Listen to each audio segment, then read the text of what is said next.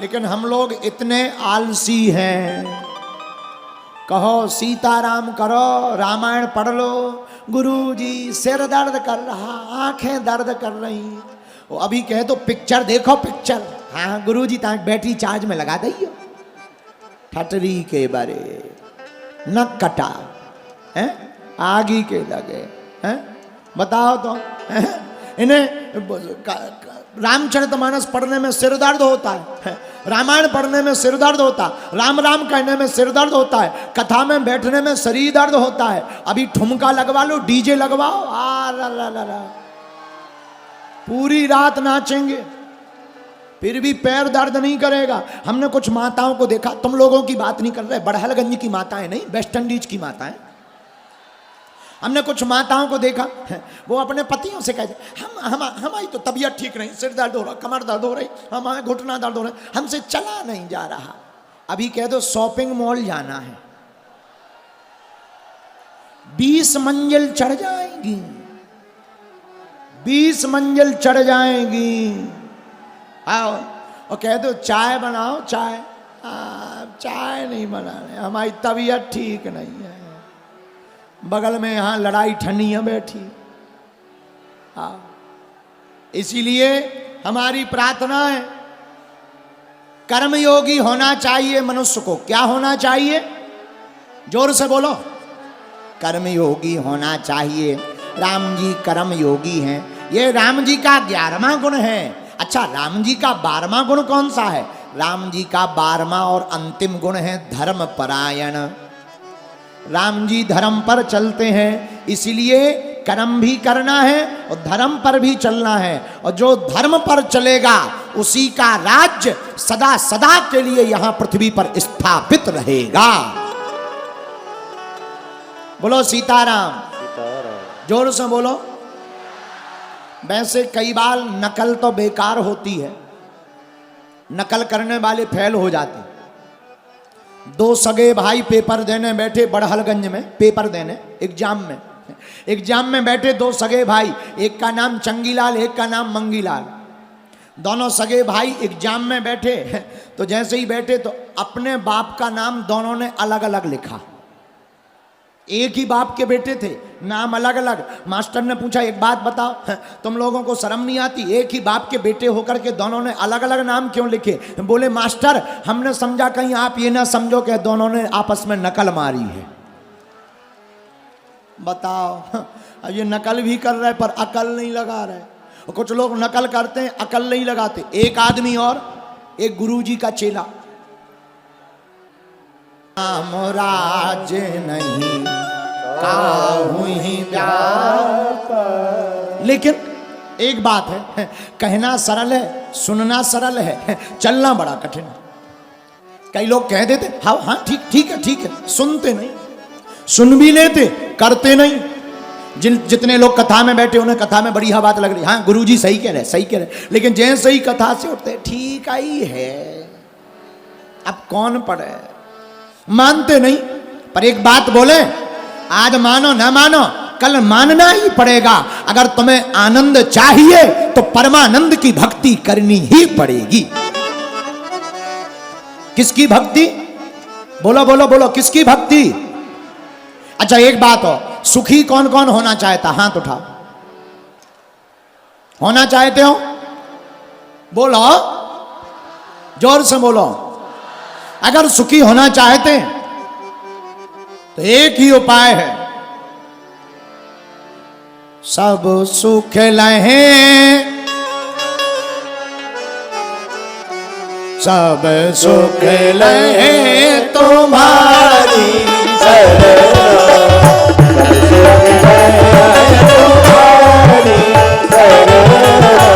सब सुख लहे तुम्हारी शरणा,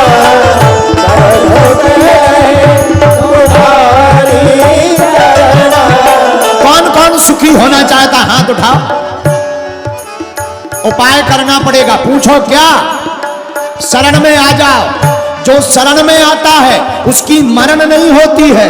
किसकी शरण में? राम जी की या हनुमान जी की? सब सुख लहे तुम्हारी शरणा, सब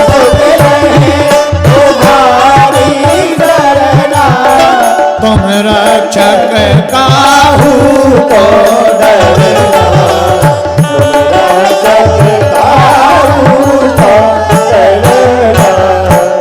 सुखी होना चाहते हो तो एक काम करो, क्या? राम राम करो। क्या करो? राम राम। सुखी होने का यही मंत्र है। हनुमान जी की शरण में आ जाओ। जो हनुमान जी की शरण में आ जाएगा वो सुखी हो जाएगा। अच्छा महाराज जी, शरण में आना क्या? शरण में आने का मतलब हनुमान जी के अलावा आपके चित्त में कोई चिपके ना, और जो काम है वो हनुमान जी से, जो बात है वो हनुमान जी से, जो बल है वो हनुमान जी का, जो हो रहा वो हनुमान जी के कारण हो रहा, और जो होगा वो भी हनुमान जी के कारण होगा। ऐसा भाव मन में बन जाना ही शरणागति हो जाना है। और ऐसा व्यक्ति फिर सुखी पाता है। क्यों? जो सतबार, हनुमान चालीसा पढ़ो तो चौपाई आती है। जो सतबार पाठ कर कोई, जो सतबार पाठ कर कोई, होता क्या? छूटे हैं बंदी महासुख होई। क्या क्या? बोलो बोलो बोलो बोलो। छूटे हैं बंदी महासुख होई। सुख के बाप का नाम है महासुख। क्या नाम है? अच्छा एक बात बताओ, सुख के बाप का नाम महासुख, और ये महासुख क्या है?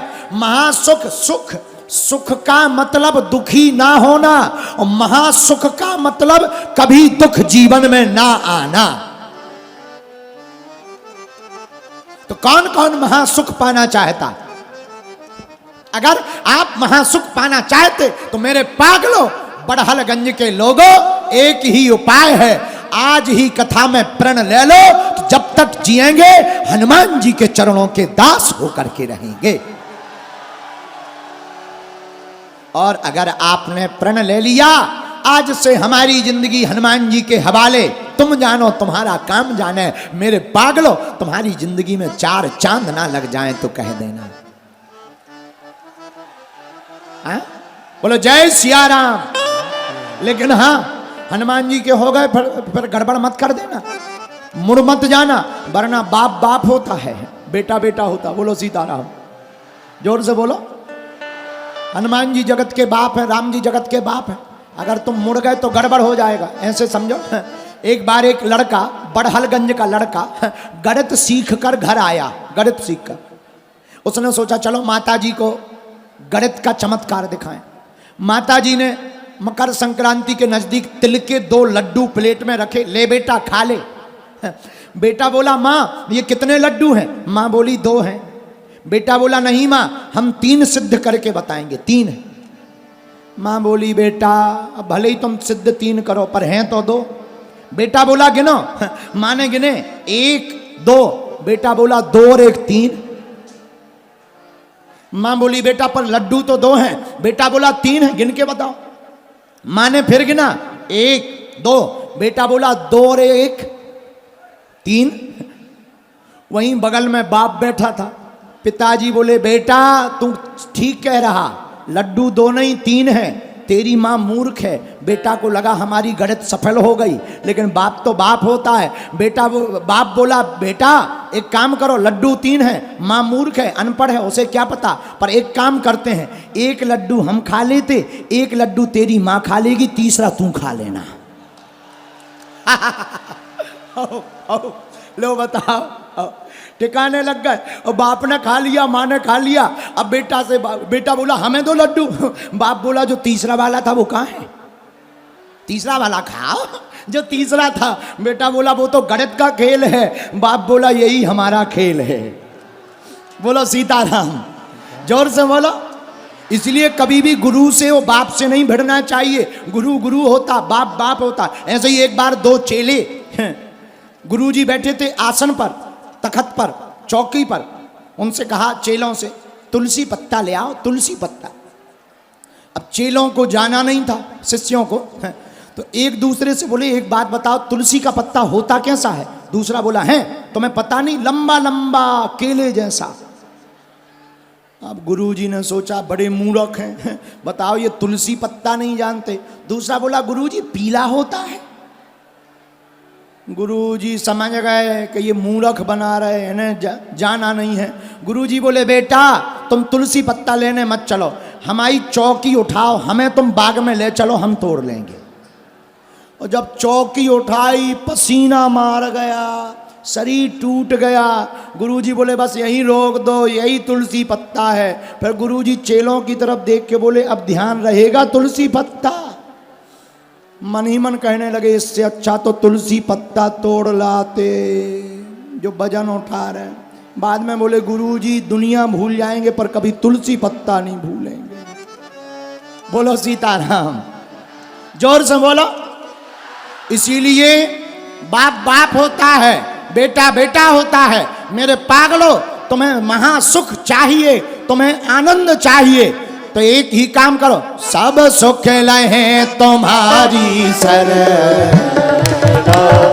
मेरा सकता हूँ अब सुख लहे तुम्हारी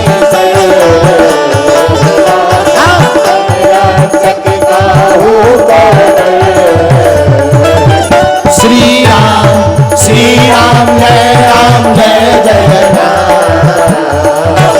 बोलो श्री राम जय राम श्री राम जय राम जय राम श्री राम जय जय राम। इसीलिए सुख के बाप का नाम महासुख। महासुख महासुख होता है। ये कैसे प्राप्त होगा? जो 7 बार पाठ कर कोई छूटे बंदी महासुख। किसकी शरण में? आप राम जी की या हनुमान जी की शरण में चले जाओ। गोरखपुर के पागलों, लौट कर तुम्हें दुख का मुंह नहीं देखना पड़ेगा। हनुमान जी की शरण का प्रभाव है। अच्छा एक बात बताओ, 3 घंटे से तुम लोग कथा सुन रहे, तुम्हें दुख सता रहा? घर की ध्यान है? क्या लग रहा अब पता नहीं क्या बोलने वाले, अब कौन सी कथा होने वाली? क्यों? जब तुम 3 घंटे कथा में बैठकर पूरी दुनिया भूल गए, मेरे पागलों, तुम हमेशा राम जी की शरण में बैठना प्रारंभ कर दो, दुख अपने आप भूल जाओगे।